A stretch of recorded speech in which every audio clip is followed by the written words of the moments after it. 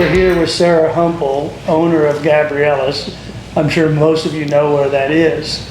I know that Melinda and I have been coming here since it was Glow, and we really loved it. And then we saw somebody bought it and started doing construction, and we were like, oh no, you know, here we lost the Glow. The place was like, what are they putting in? Is it gonna be any good? Well, I will tell everybody right now in the beginning that Sara has knocked it out of the park. This place is fabulous. It's better. The food is great.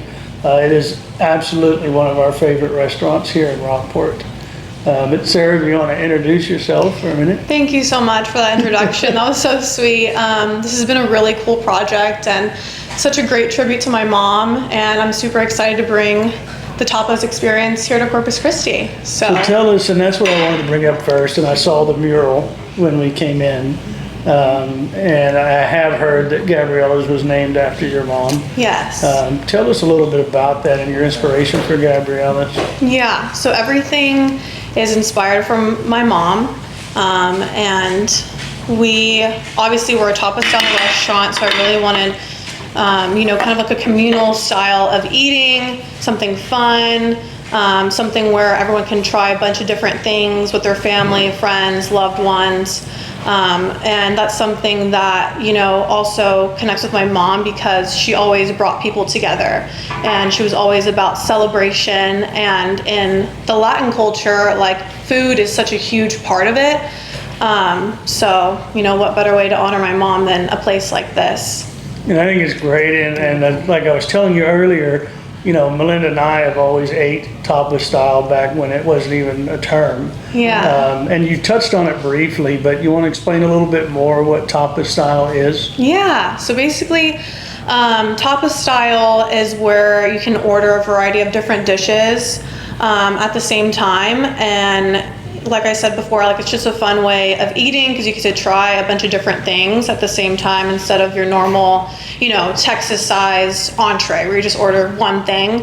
It's a different cultural experience. So. And I think it's a great way to eat because, again, like she was saying, it allows everybody to share and everybody's trying the same thing. You're talking about it. It's just a great way to gather around the food. I want to talk a little bit more too about, so we know what the inspiration was, what really, and from what I understand, this is your first restaurant. It is. So it is my first restaurant. Yeah. So you're that new kid on the block that just kept knocking home runs. But what made you decide you wanted to do a restaurant? So I'll tell you the story. Basically what happened was, so my dad owns Temple Physical Therapy, that's next door. And he's been here for over 20 years. His Rockport clinic needed extra parking, so he bought the lot next door to him, which previously was Glow, the restaurant that was here before. And Carrie, the owner, wanted to retire and all of that, so he brought it up to me my junior year of college, and he said, "You want to own a restaurant?" And I was like, "I think I have an idea." I think I have one. So I kind of just began journaling and brainstorming on how I was going to do this. And I really took the time to put a lot of thought and intention and everything here, from just the whole interior design part to the food, the experience, the ambiance.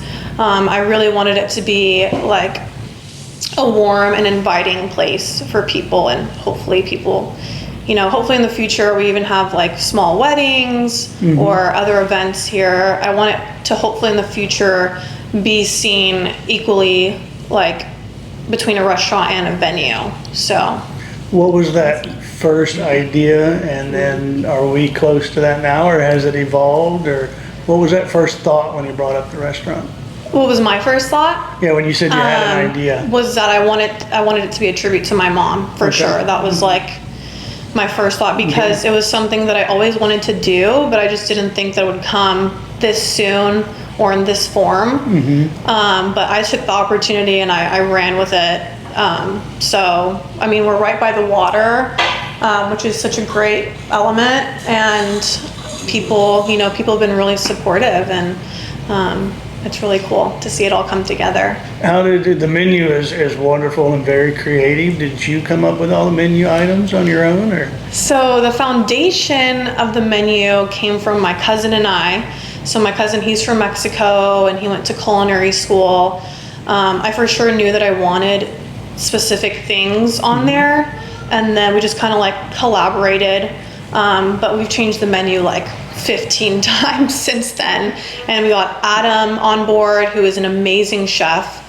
And I'm really thankful that he's aligned with my vision, and he really cares about the quality of food and the quality of the experience.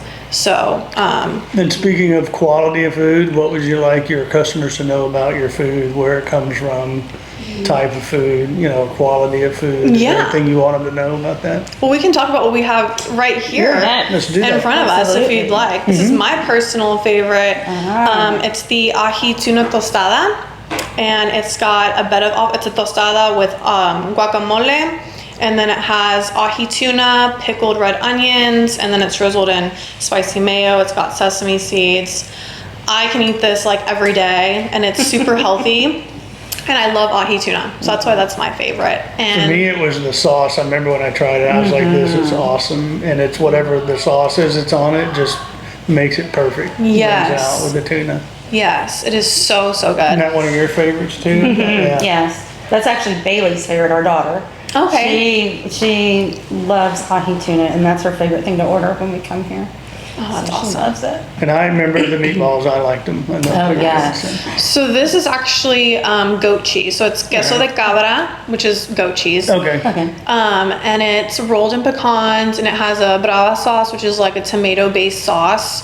And I had the suggestion of drizzling it with some hot honey, which I feel like just brought it all together.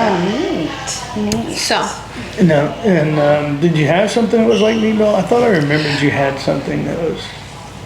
yes, we do have Okay. meatballs too. I was going to sure I wasn't crazy. Yeah. We're eating goat cheese. It does look like a meatball though. No, I like goat cheese too. There's no problem with that. Yes. Where would you like to go with Gabriela's? Where do you see the future? I really hope that we can host some small weddings here, because I really put a lot of thought into the design of this front part here, with the pergola and everything. We can obviously move the picnic tables, and I think it'd be perfect for a small absolutely. wedding. It's I think it beautiful. would be, and we'll get some shots of that too and put out there. Is there anything else you'd like to tell the people of Rockport about Gabriela's? I don't know. I feel like we kind of touched on a little bit of everything. I guess. It is tough. When we do these interviews, we don't script them because we want them to be natural. We want you all to get to know people. Yeah. We'll talk about the yes. drinks. Oh, we're going Yeah. to talk about drinks. I forgot Yes. about that. Yes.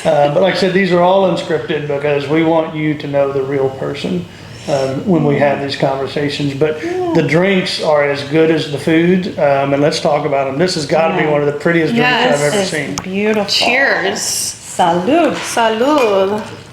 So we have our paloma, which I named La Paloma Blanca, which was actually the nickname that we gave to my mom's car, which is kind of funny. So that's where I got the name from. And then that's the Reina del Mar, which translates to Queen of the Sea. It is beautiful. What's sprinkled on top? It's like edible flowers, right? Yes. So those are rose petals, edible rose petals. So. What are some of the other, if you want to name one or two of your specialty drinks? We have the picosita margarita, which is a spicy pineapple marg. We have a mojito, which is like a blueberry mojito. We have a carajillo, which is an espresso-based drink, which I got that idea actually in San Antonio from a restaurant there. So I've just kind of gathered like a lot of inspiration from the other restaurants that I've been to and from traveling and things. Like I'm always looking for the best restaurant in the area, unique places, because I love new experiences and trying new foods. Well, it's great. And at the end of this interview, we'll get you some pictures of the grounds. What you can't see from where you're at is the wonderful view that we have. It's incredible. I encourage everybody to come try it. It's more, I mean, it is about the great food, but it is also more than that. It's a great experience. The wait staff has always been wonderful when we've been here. We just enjoyed the entire experience, and it's a special treat to come here to eat. And we're going to end the interview now because I'm about to try this, and you all don't want to see that, I promise.